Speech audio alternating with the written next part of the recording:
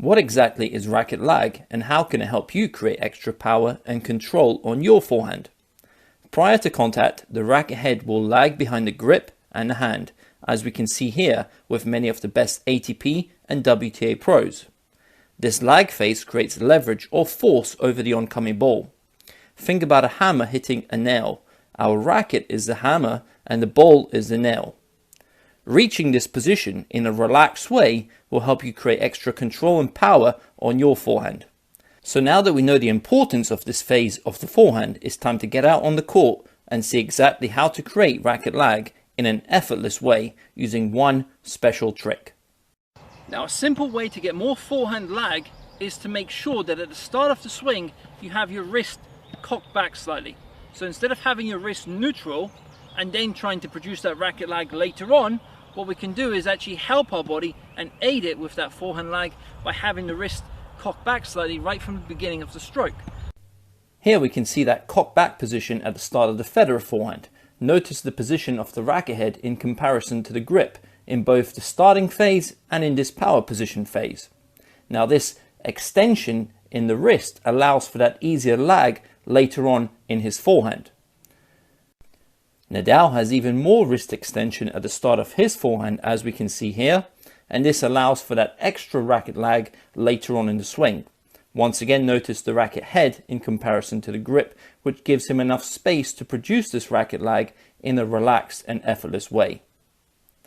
What this will ensure is that later on, when I do then start to accelerate, I have that wrist already laid back slightly, and then this extra racket lag will be much easier to achieve.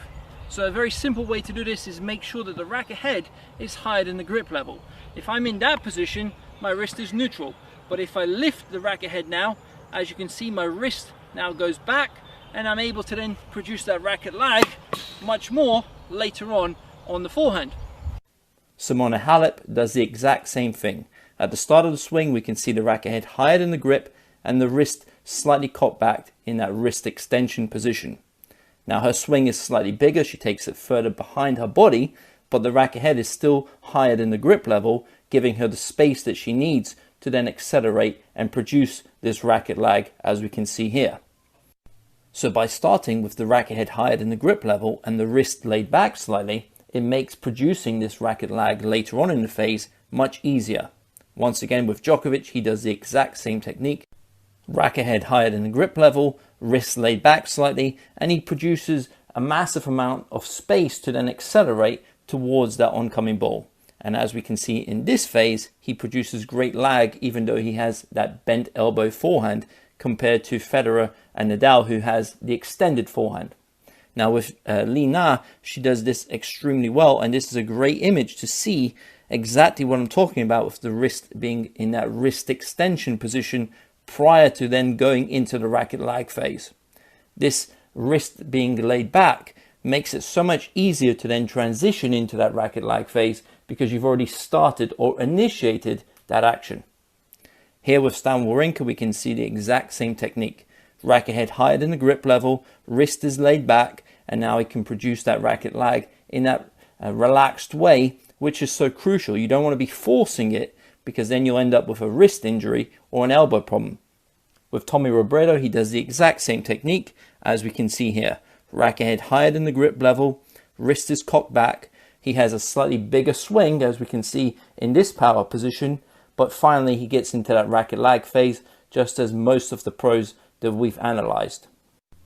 And the fact that we see this technique being used by both ATP and WTA pros so frequently indicates that this is one of the best ways to hit a forehand, and the proof is basically in the pudding.